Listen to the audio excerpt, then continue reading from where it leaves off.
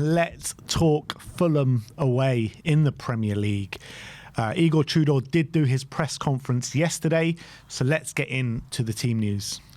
So, good news on the injury front when it comes to Porro and Richarlison. They are both back. Sorry, Porro and Danso. They are both back and available for this weekend. He did go on to say whether they're fully fit and ready to start is another thing, but they are fit and available, and they were seen I've seen them in the training and they looked all right, so they're going to be available. Richarlison, we know he came back last week, so he's got another step to recovery. He was asked about a doggy, Kulusevski, Maddison, when are they going to be fit? He goes, I don't know. He's so dismissive. He's like, I don't know. He's like clearly just like didn't even want to answer. Obviously, Maddison, Kulusevski, long-term injuries. Bentancur, Kudus not going to be fit till April time, and this is game 3 or 4 for Cuti Romero. Yeah, it's getting him back pretty soon, which is great stuff to hear. It looks as though the graphic thing ain't working, so we might have just to wing it, unless you can get it working on yours. Let's see. Oh, there we go. Yeah, it's working. All right, let's get into it. Are we going for a 3-4-3 or whatever variation you want to call it? So it was like a 3-5-2 last time. I hope he changes it. But then how is he going to change it? Because I think Solanke, okay, we'll get into the lineup, but let's say 3-4. 3-4-1-2, I like that. 3-4-1-2. Yeah, let's go for that. Cool. Okay. So in goal, Vicario, we know that. Apparently, so Kinski was out the squad last time. Apparently, he picked up a knock. Oh, really? Bloody hell. Where's he picking up a knock from? Keeper getting injured. That is madness. That is mad. Anyway, Vicario in goal. A back three. One of the back three that we for sure know is Mickey van der Ven. Van der Ven. He also spoke about Van der Ven in his presser set, talking about the clip going around, saying it was a non-issue, misrepresented, wasn't quite what people thought it was. But yeah, so he said there's no worry about Mickey not listening to him or anything like that. Yeah, it's good to hear from him. So Mickey van der Ven in a back three. Now, we've got a few options that we can play around with. Obviously, Kevin Danso's back fit now. Dragoshin played against Arsenal, didn't do himself any favours. Got João Palhinha, who's been filling in at centre-back. I think, first and foremost, Kevin Danso comes straight back in. I think he has to. Yeah, I think needs must at the moment. He was looking all right in training. I was watching some of the videos, and he seemed to be... Look, I guess you don't really know, but he looked all right when I saw him. So I'd really, if he's close to being fully fit, I'd get him back in. And then to make up that back three, basically it's between João Palhinha and Radu Dragoshin. I think he's going to go Radu. I think he's going to want 3 natural centre-backs in the back line, in line to put a João Palhinha probably in the centre of the park. Yeah.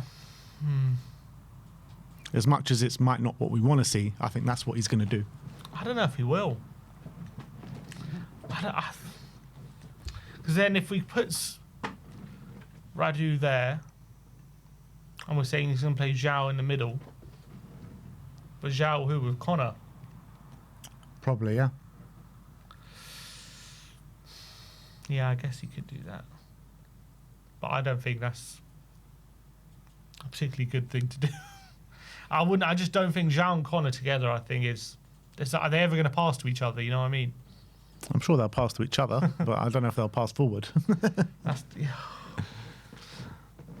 I'll be tempted to go Basuma and Connor again if we're going to do that. He might even just go João and Basuma, you know. He might do that. And drop Connor. Yeah. He might. I wouldn't bet against it.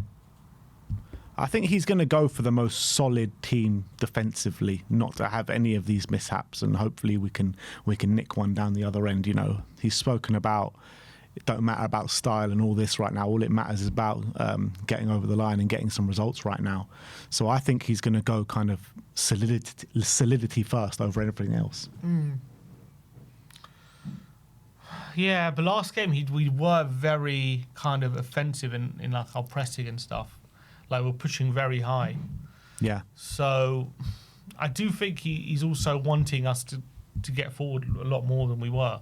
Mm-hmm. All right. So what? I don't think he drops Connor, does he? Do we think he drops Connor? I don't know why it's so crazy to think to drop Connor. It's not like he's been amazing. Like, what's he done? It's not crazy. I just don't think he'll do it.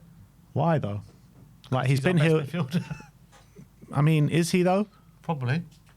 I think Basuma's playing better than him. I think João Palhinha is playing better than him. Well, when was Arsene Palhinha played in midfield? Yeah, it's been a while. He's been needed at the back, but he's still performing better than him. Not in midfield. Like Conor Gallagher, since joining us, has one good 45 minutes, and that's about it. Like, yeah, but let's be honest. Who else has been doing more than that? I think Basuma's been better since Connor's come. Basuma's been better than him. Yeah, I would say that. And Sar's not exactly done great. yeah, Paulinho's not been playing midfields. I mean, Basuma's as well been better than him, but he's been fits and spurts, hasn't it? yeah. I don't think he drops him. I don't think he drops Connor. I think he's gonna play him. And I don't think he drops João Palhinha. No. So it's got to be them two then. See, I think he drops Radu. I would like to see him drop Radu, to be honest. He does. I'd like him, but I just don't think he will. Why? He's not good. Because he's a centre back. Doesn't matter. He's not a good player. I think it's harsh to call him not a good player. I think he's returning from his ACL. Maybe because he's returning from his ACL, there's a point there. But he is a defender. I understand that. I don't think he's great. I really don't, especially right now. Yeah, right now I think there's definitely a case for not calling him great. But I think it's been unfair on Radu in terms of calling him a bad player, because he has been. He's been completely misprofiled coming in under Ange. He wasn't a defender for that system at all.